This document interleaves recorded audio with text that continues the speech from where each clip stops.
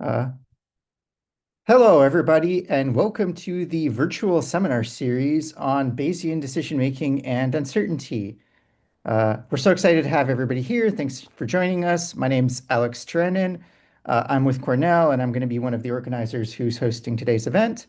And I'd like to thank my fellow organizers, Natalie Mouse, Renardo Berlingeri, and Xi Huang for helping to put together this series. And I'm just going to start by making a few organizational announcements. The first is that this is the last seminar that we have for this season, but there is a set of previous seminars on our website, which is gp-seminar-series.github.io.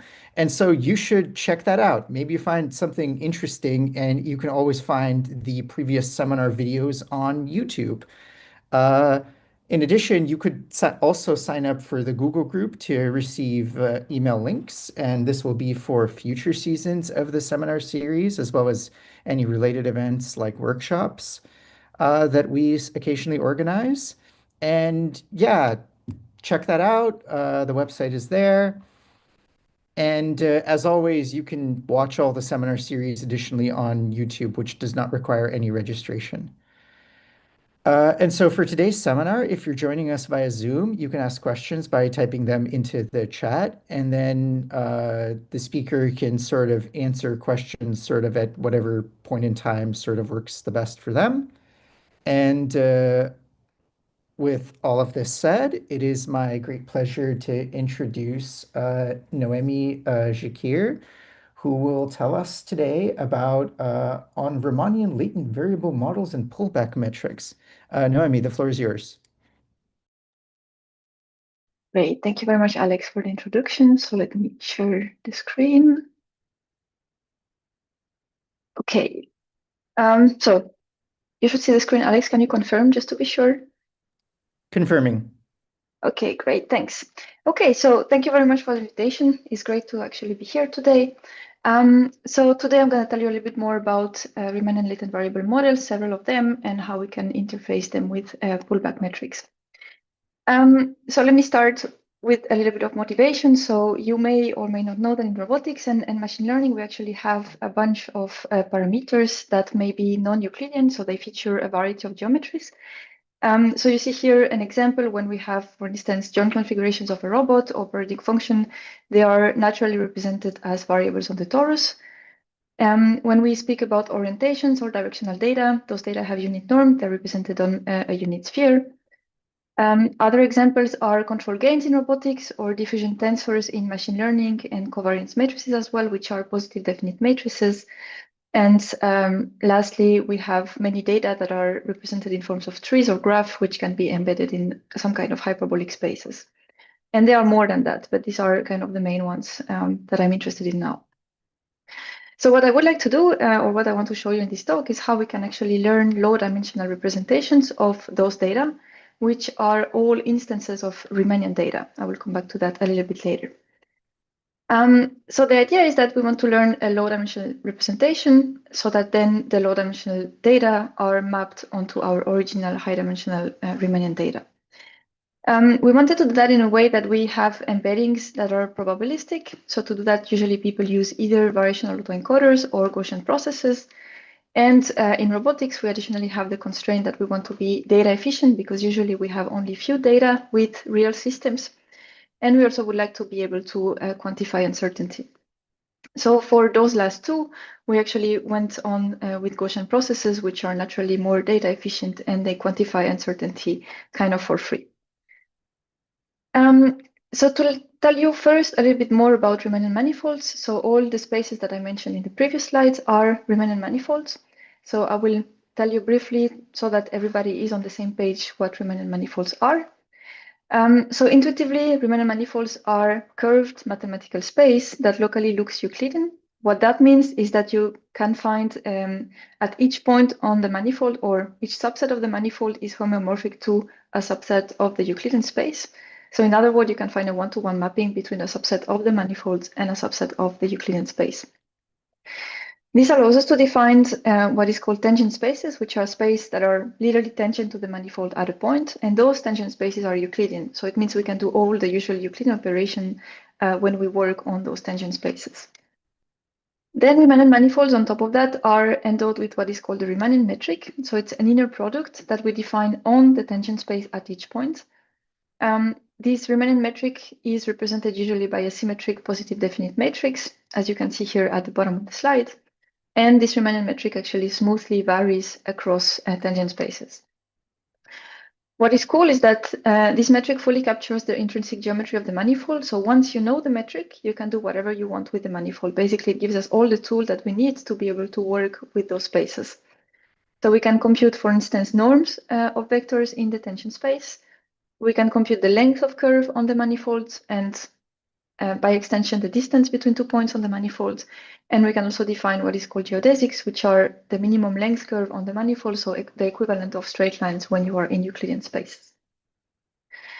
What is also useful to define is mappings between the tangent space and the manifold.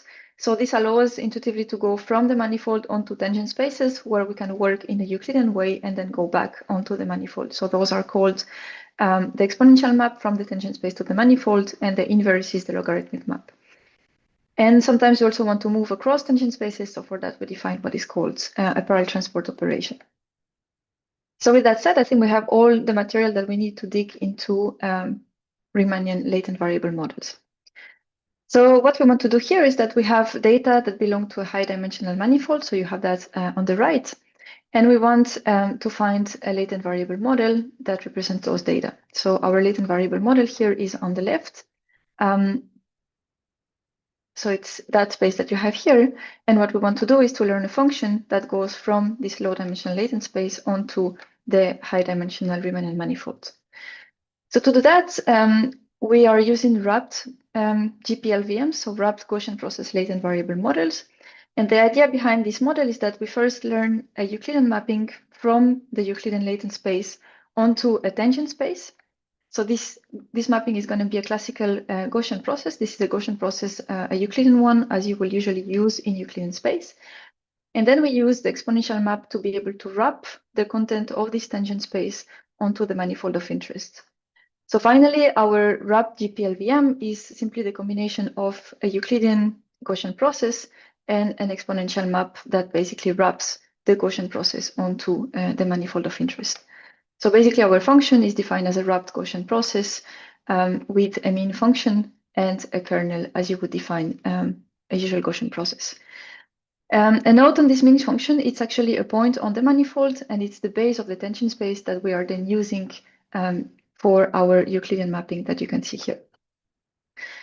So these wrapped GPLVMs, they're great because they allow us to ensure that the decoded variables lie on the manifold of interest. So it means that the output of this function f, the y here, is guaranteed to lie on the manifold of interest. So we have variables that will always obey the geometric constraints of our space. So now we can actually train this model, usually by maximizing the marginal likelihood, as you would do again with the usual GPLVM, with a couple of changes to ensure that we account for the geometry of the manifold, but the main idea is the same. And here I give you some examples of a latent space that we obtain by training such a wrapped GPLVM. So here it's not really important on which data we are actually training these latent spaces. What is important to notice is that we actually train them on the same training data, so on the same high dimensional observations, and we simply initialize the GPLVM with 2 random seeds. So what you can see here is that here we obtain different latent spaces when we have different initializations. And basically what that also means is that the latent distances are actually not reflecting the distances that we have between our original high dimensional data. So this is a problem because it means that basically our latent space is not interpretable and not identifiable as well. Just to note, this is not an issue that is limited to wrapped GPLVM. This also applies to GPLVMs and also to VA in general.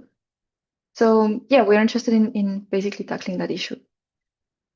So how people have done that is via what is called the pullback metric. So here, the main idea is to actually, instead of measuring length in the latent space, which is not identifiable, we actually measure length in the data space, so in the space of our observations.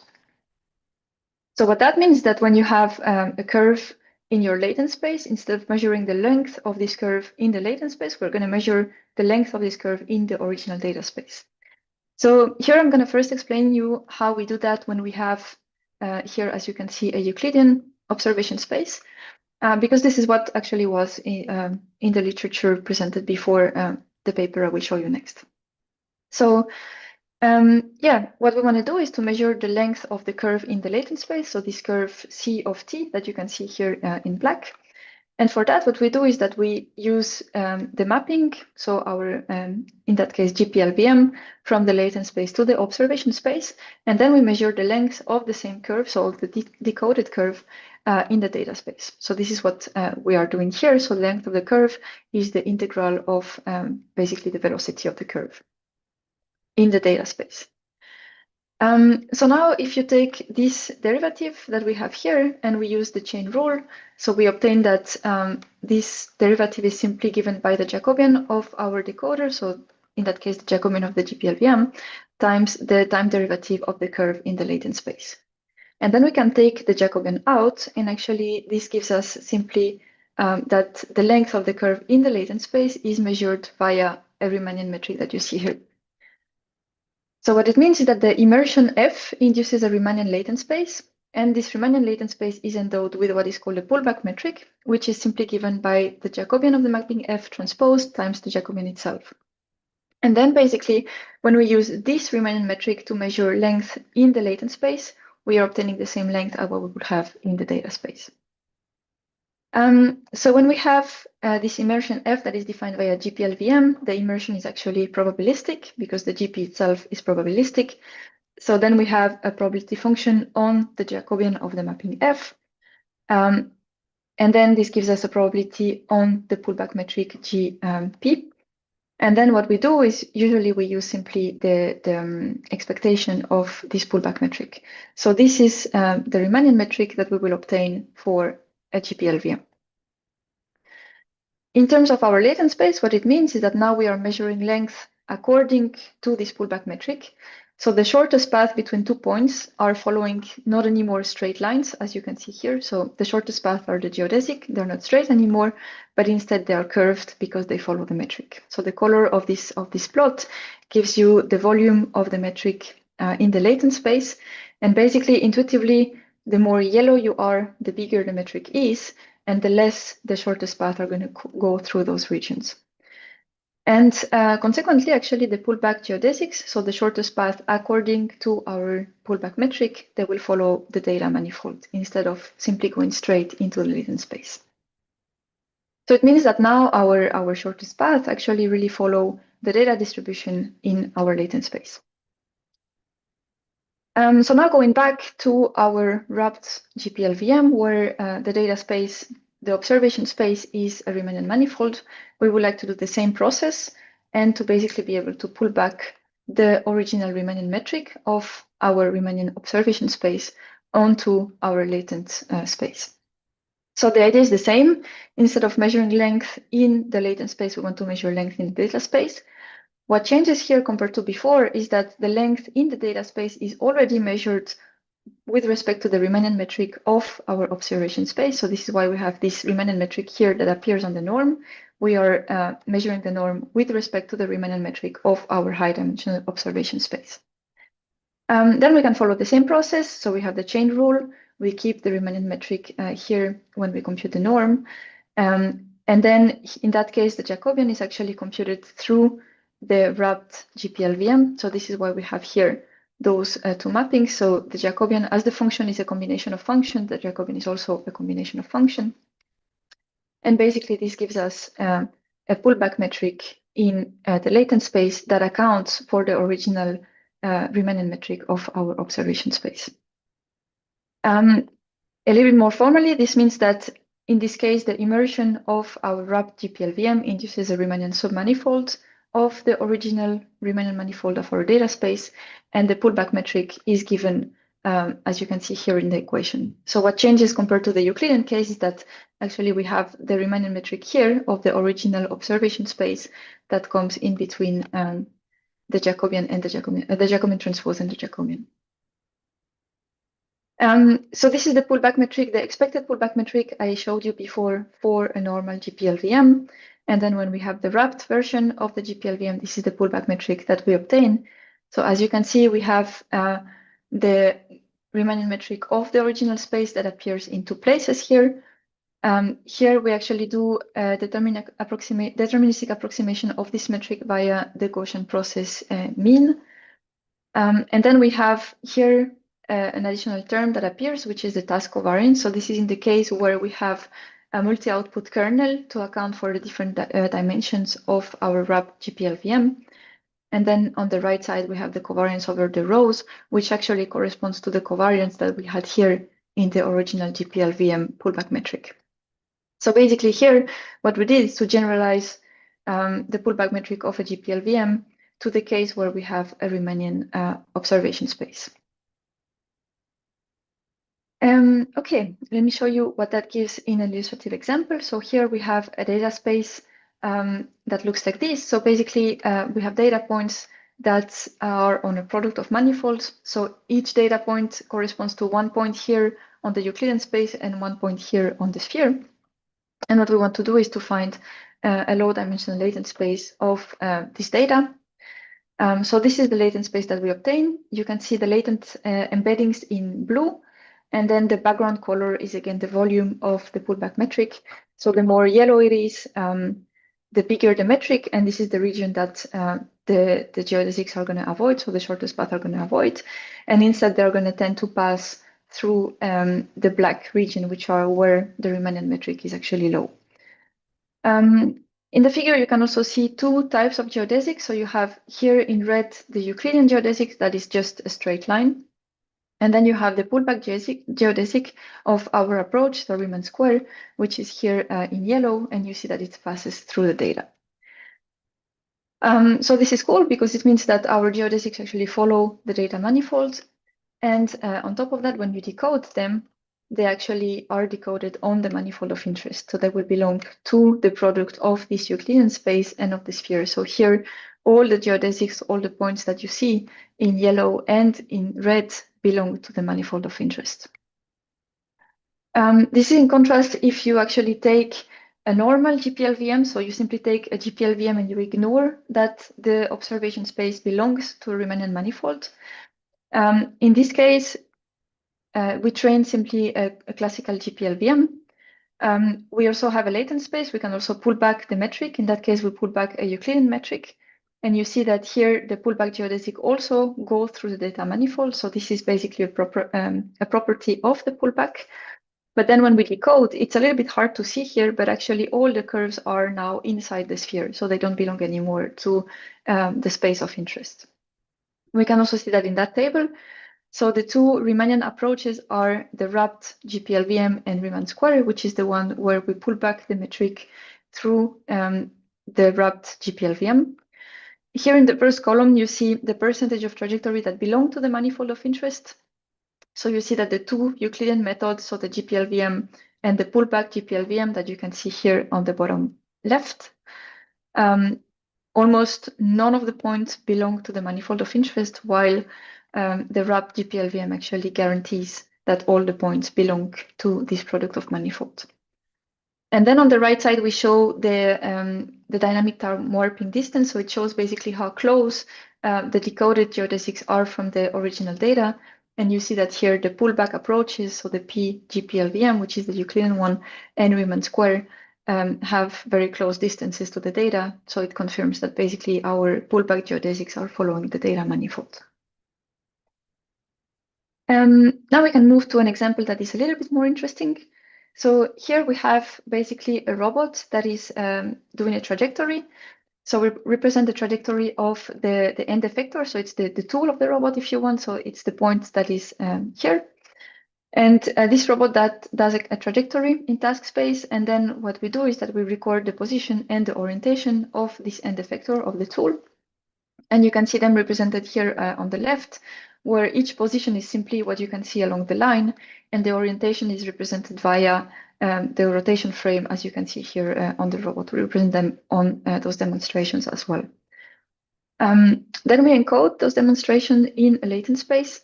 So we consider orientations as quaternions, so as points of the unit sphere of dimension 3. And this is the latent space that we obtain. So again, the latent embeddings are here in blue, and the background color gives the volume of our pullback metric. So you can see again that around the data we have a black metric. That means it's a small volume, and this is where the geodesics are going to pass by. Again, you can see that the pullback geodesic of Riemann square follow the data manifold, while a simple straight line crosses regions that don't have data. And when we decode those geodesics, this is what happens. So you can see what the trajectory of the robots are.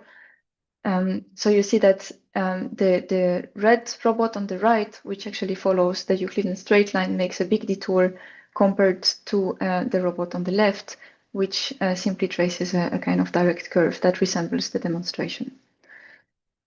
Again, we can compare that to a latent space that is learned only via GPLVM, so ignoring the geometry of the data space.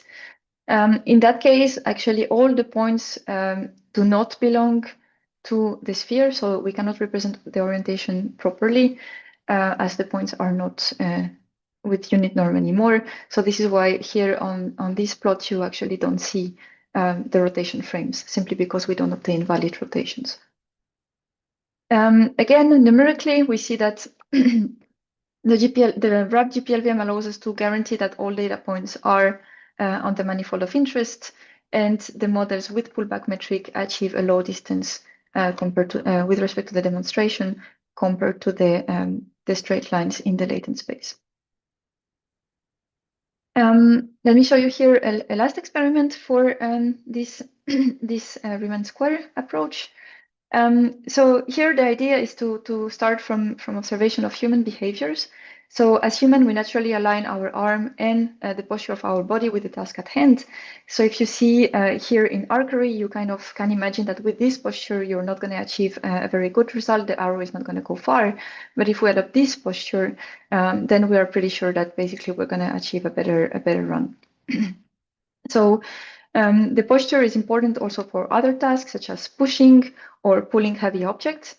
And what we are interested to do here is to see how this body posture that significantly influences the task performance can be used to perform better when robots are executing some tasks. So to do that, we use the so-called manipulability ellipsoid that basically relates the position of the joint of the robot, so what you can see here as Q1 to Q4, to the position of the end effector, so the tool of the robot here denoted as X. So this relationship is described via the so-called manipulability ellipsoid that tells us how fast the robot can move in all the direction in the end effector space based on the current joint configuration. So the robot will be able to move fast along the main direction of the main axis of the ellipsoid and very slow in the other direction.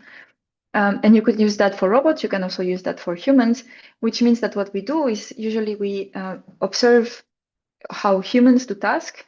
We measure the manipulability ellipsoid, and then we would like the robot to achieve a similar task with a similar manipulability ellipsoid. And those ellipsoids, they belong to the space of symmetric positive definite matrices. So when we want to encode these manipulability ellipsoids in a latent space, we have to take that into account. So here we have a demonstration where we have a robot that demonstrated a G shape. So you can see in here the lines are basically the position of the end effector, so of the tool, the X that is here. And then in light gray, you can see the manipulability ellipsoids that were demonstrated at this specific position. And here on the right, it's basically exactly the same demonstration, but in the space of manipulability ellipsoids. So this is the cone of symmetric positive definite matrices, which means that each ellipsoid that you see on this plot corresponds to 1 point in that cone. So we learned a latent space based on those data that you see here on the left. Again, the blue points are the latent embeddings, and the background color is the volume of the metric. You see here the trajectory of a pullback geodesic compared to the trajectory of a straight line. And again, when we decode them, we can observe that the pullback geodesic follow the data manifold and reproduces the trajectory that we demonstrated, as opposed to the straight line. We can again train a Euclidean model that ignores the geometry of the manipulability ellipsoid And in that case, you can actually see that we stay in the space of manipulated ellipsoid because the cone, simply because of the shape of the cone. So basically, even when we are ignoring the geometry of the data, we stay in the cone, but still the best distance with respect to the demonstration, so the shortest distance with respect to the demonstration is achieved by the pullback metric of the Riemannian model. Okay, so what I wanted to show you here is this Riemann square model where we are able to learn Riemannian submanifolds from Riemannian data. And we do that by pulling back the metric of the original data space onto the latent space, which we then use to measure distances and follow shortest path in the latent space of interest. Okay, so now for the second part of the talk, I would like to think a little bit about the problem in a different way. So what about if now we actually have an observation space that can be Euclidean, but we would like to put more structure into our latent space from the very beginning. So basically, we would like to consider now latent space that are intrinsically non-Euclidean and see how we can actually account for the structure of our data in such latent spaces. So this problem was motivated by when we took a look at motion taxonomies. So in robotics or in motion generation, there are actually many taxonomies that embed plenty of relevant domain knowledge. So here are some examples. Typically, we have many grasping taxonomies, which tell us how different types of grasps are related to each other. Here we have an example of a bimanual manipulation taxonomies, which tell us how the left and the right hand of humans are interacting in different types of tasks. And as a last example, we have here a support post taxonomy, which tells us how we are moving from different sets of contacts when we are moving with the entire body. So yeah, people have put really a lot of effort on designing those taxonomies. There is a lot of relevant domain knowledge there, but actually there are very few applications that consider those taxonomies. And here we hypothesize that this was due to the lack of computational models that bridge the gap between those taxonomies and the data that they represent. So to tell you a little bit more about that, when we consider a motion taxonomy, each taxonomy is composed of two parts. First, we have a hierarchical structure. So it's basically a tree or a graph. It's a structure that is completely discrete.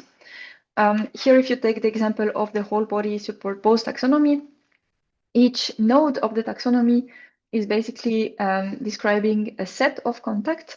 So you can see, for instance, here the F means that the person is touching the floor only with one foot.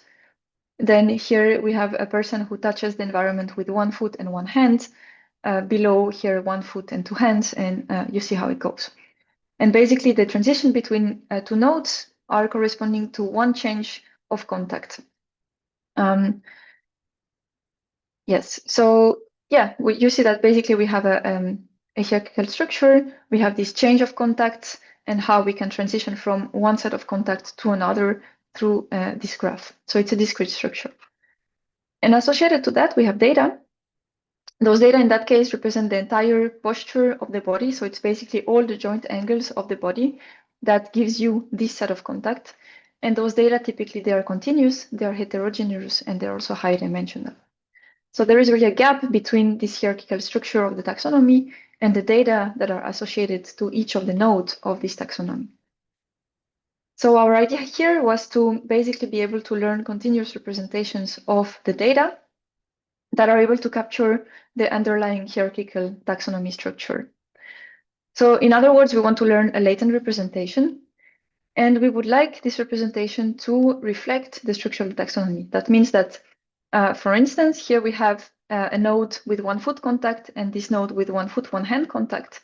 So we would like all the data that are 1 foot contact to be grouped together in the latent space, all the data that correspond to 1 foot, 1 hand contact to also be grouped together in the latent space.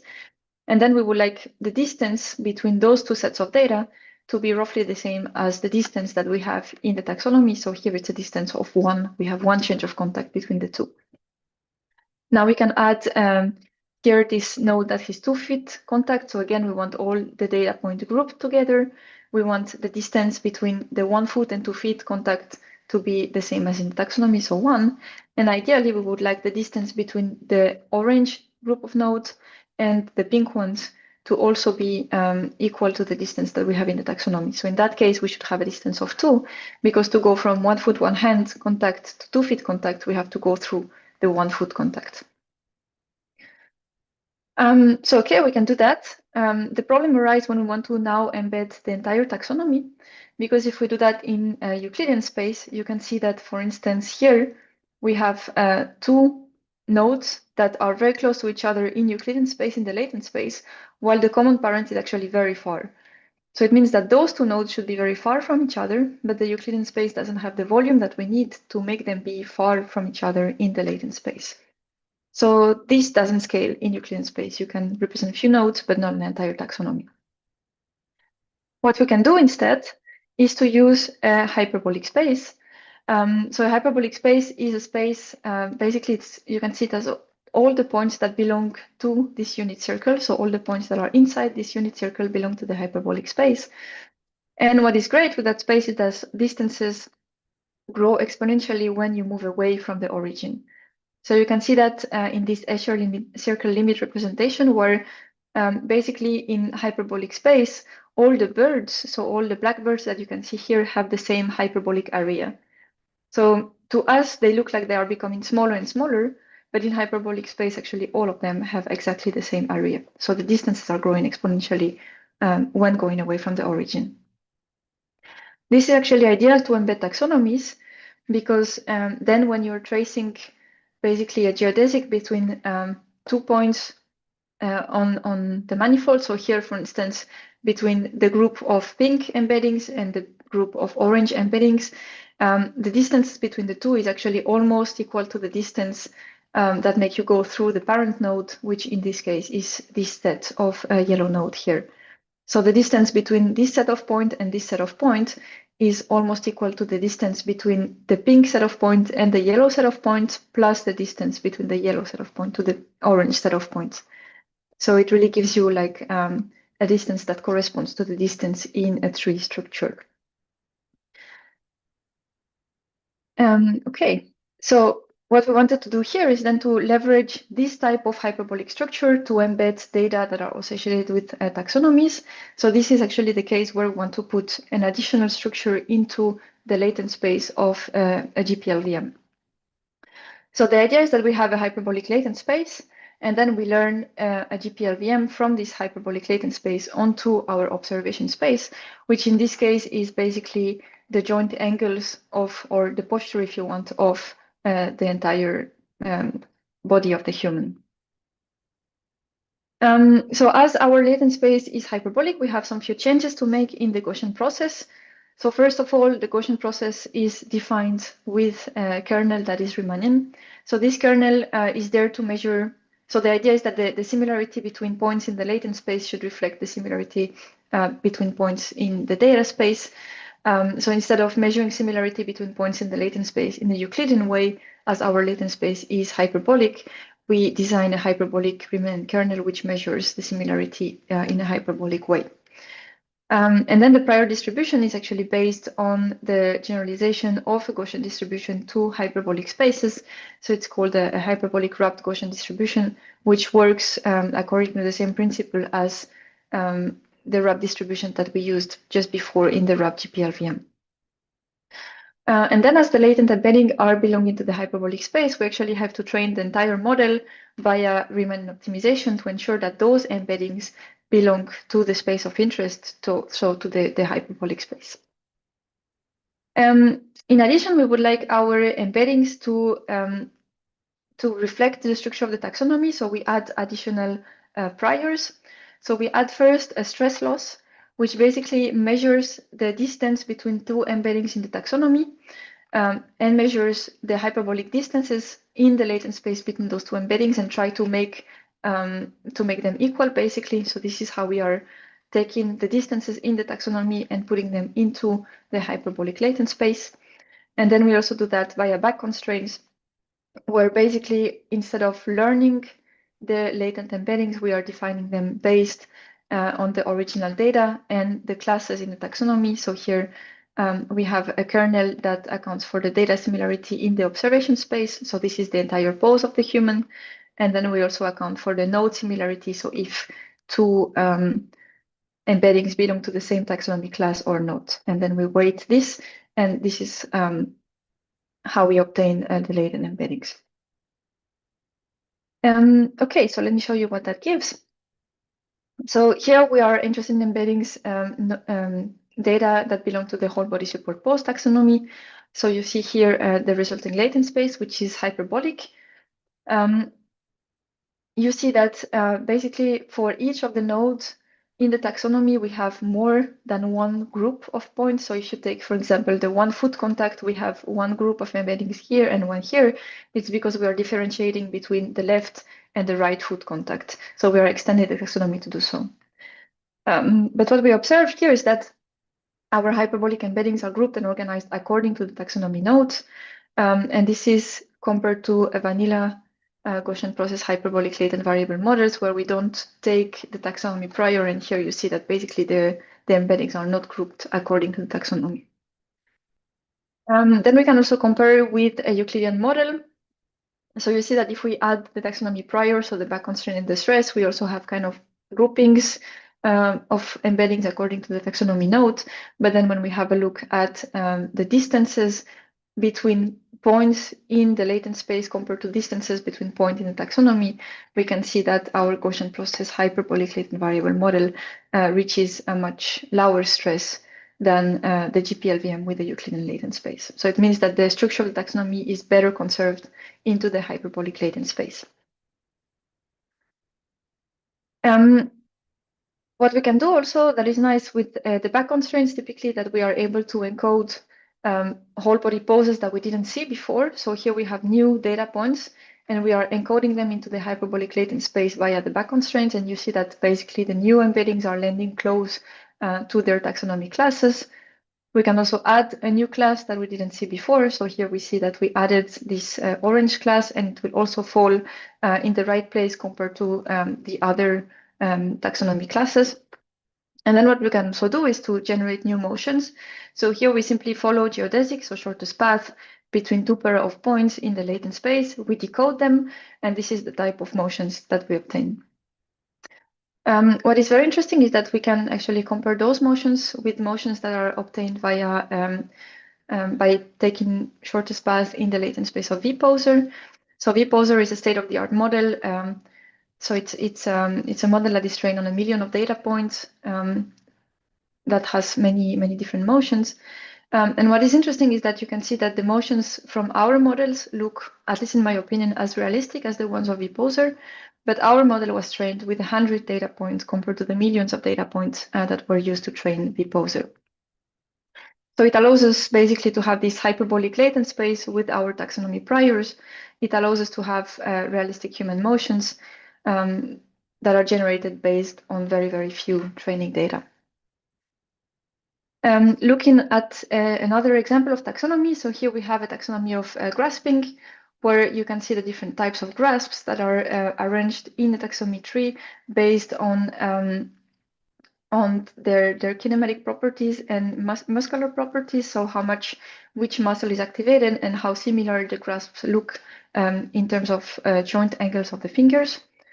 We also embedded this taxonomy into a hyperbolic latent space. You see the results here.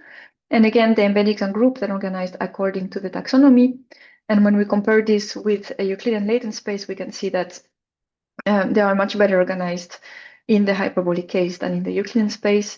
And this is again confirmed by the lower stress that we can see here. So the lower distances between the classes in the taxonomy and the corresponding embeddings in the latent space.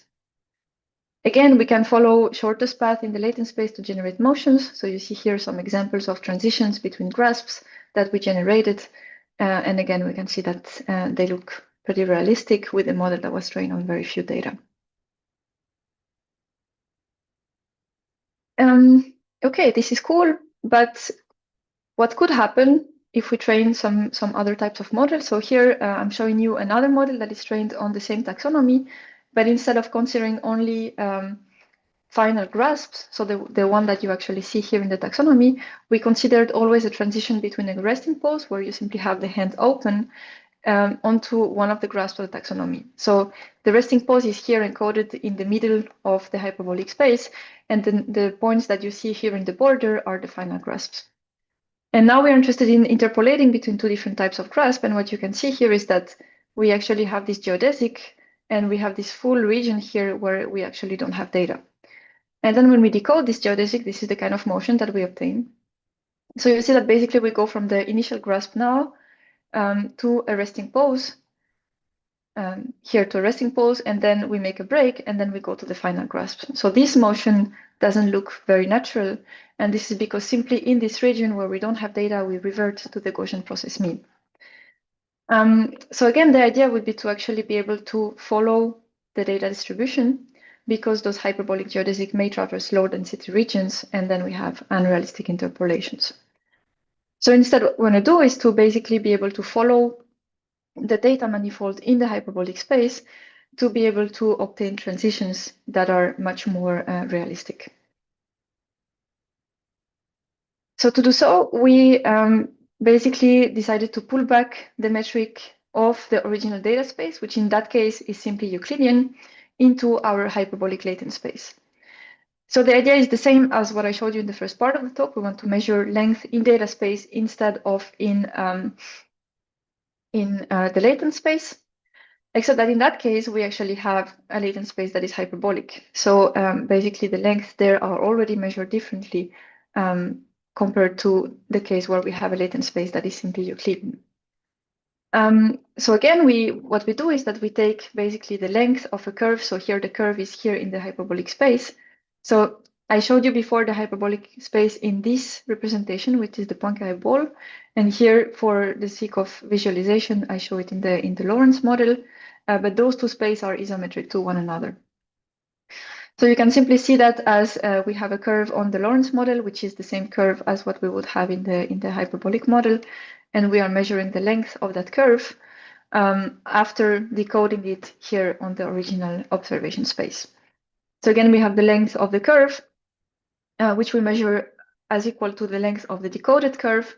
And in that case, what is happening is that when we compute the chain rule of this function, we actually need to take into account that the function f has an input that belongs to the hyperbolic space.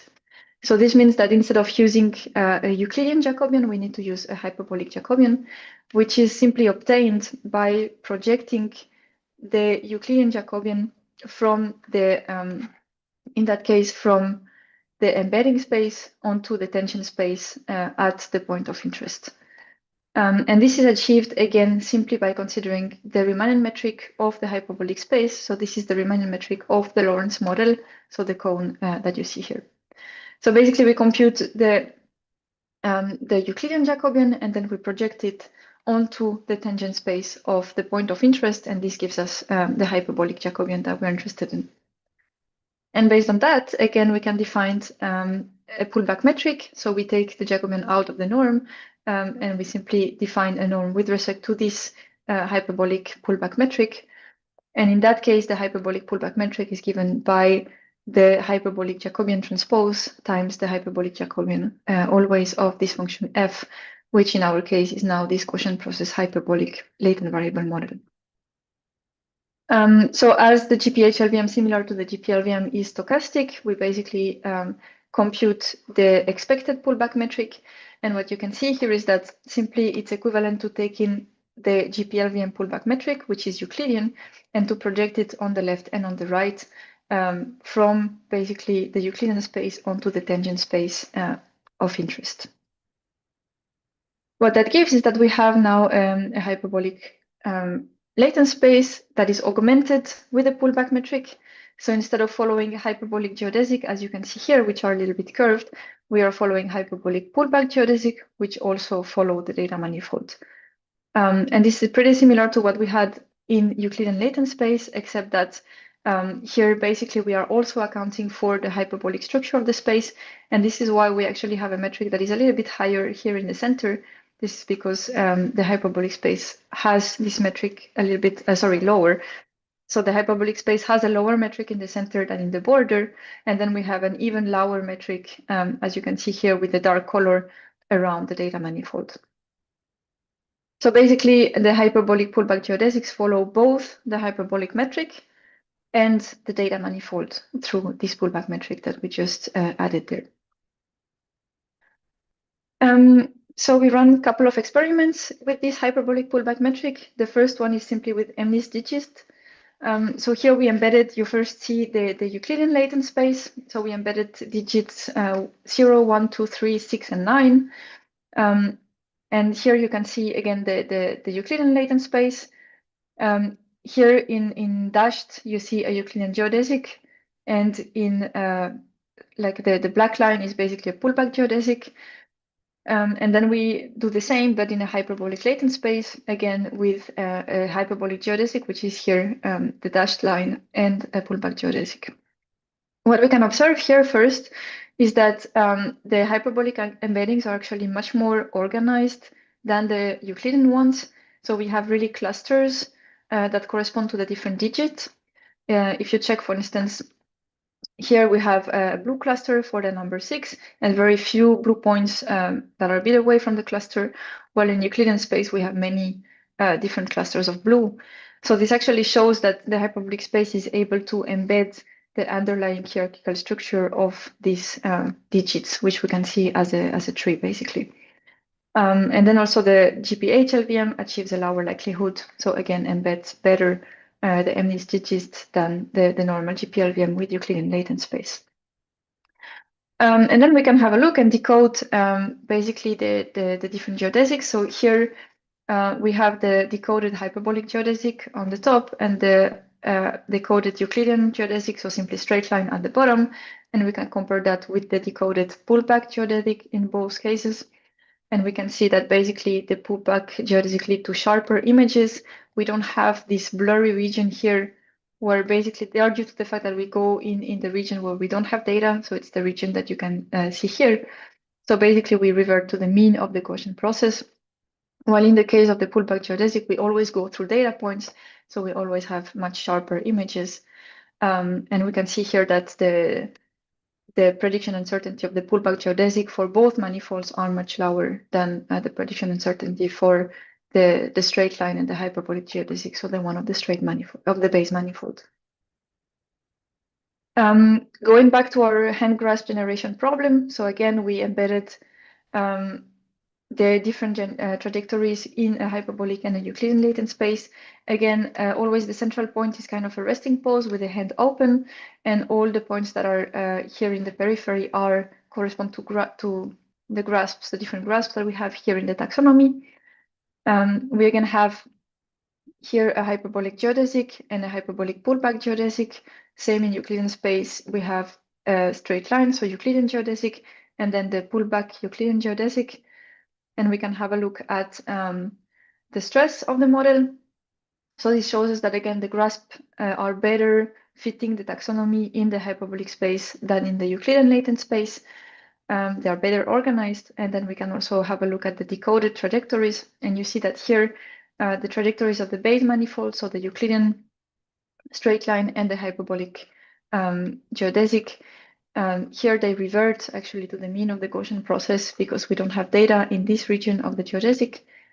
And we can compare that to the pullback geodesic that give much nicer interpolation between grasps where we actually don't revert to this hand entirely open, that is the resting pose. And again, we have much lower prediction uncertainty, and we have better realistic grasp position via hyperbolic pullback geodesics. Okay, so what I wanted to show you today is first how we can, with Gaussian process latent variable model, take into account that we have Riemannian observation space, and then how we can pull back the Riemannian metric of the observation space onto the latent space, where we basically obtain a Riemannian submanifold from those Riemannian data. And then the other case where basically we have a latent space which is non-Euclidean. In that case, it's hyperbolic. And again, we want to pull back the metric, in that case, the Euclidean metric from the observation space onto the latent space. And in that case, we obtain hyperbolic pullback geodesics that combine the property of the hyperbolic manifold with the properties of pullback so that we follow the data manifold. So the idea was that those two models basically allow you to account for the geometry of your data. It allows you to add inductive bias in your geometric, in your latent space via a specific geometric structure, in this case, the hyperbolic latent space. And then finally, both of them allow you to follow the data manifold by pulling back the metric from the original observation space onto your latent space. And with that, I would like to thank you for your attention. And of course, I will be happy to take any questions. So, thank you, Noemi, for today's talk. And so we will now move the seminar to the question, answer, and discussion period, and this will be done in two phases. There will be a period of questions that we're going to live stream, and I already see in the chat that there is a question. And then after this, we will conclude the live stream so that those that prefer not to be recorded can continue their discussion on Zoom in the second phase. So yeah, for the meantime, please use the chat to ask any questions you may have. And Noemi, I will let you take the first question. Yeah, sure. Okay, let me read that question out loud, I guess. So Andreas is asking if it's possible to encode joint limits in the manifold GPLVM. For example, in the robot example, not all positions are legal because it would, for instance, place joints inside each other. Is that easy to encode and to prevent such cases? Yeah, okay, so we didn't do it in the models that I showed you. There are ways that you could do it. You could, for example, add yet another metric in your latent space that doesn't let you go in the regions where you have you're beyond those joint limits. In this case, we didn't do it simply because all our data actually respect the joint limits.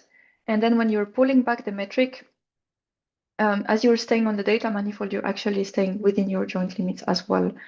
So it's not, if you're pulling back the metrics, it's actually not super needed if you do have only data that are within the joint limits. I hope this answers it.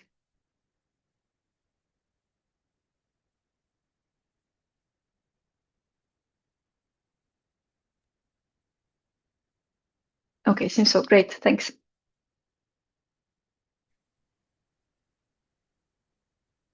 So I guess we'll allow a moment for any other questions that anyone may have. I have a question, but I will ask it after the live stream. So we can have a little bit of discussion, but in the meantime, I guess I don't see any other questions appearing in the chat. So with that said, we will therefore now conclude the live stream.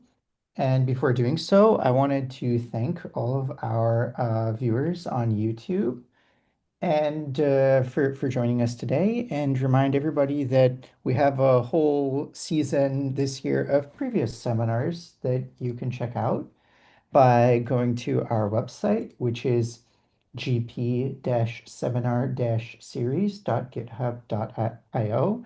So feel free to check that out. And if you sign up for our Google group, then we can notify you about any future events that we host. So thank you so much for joining.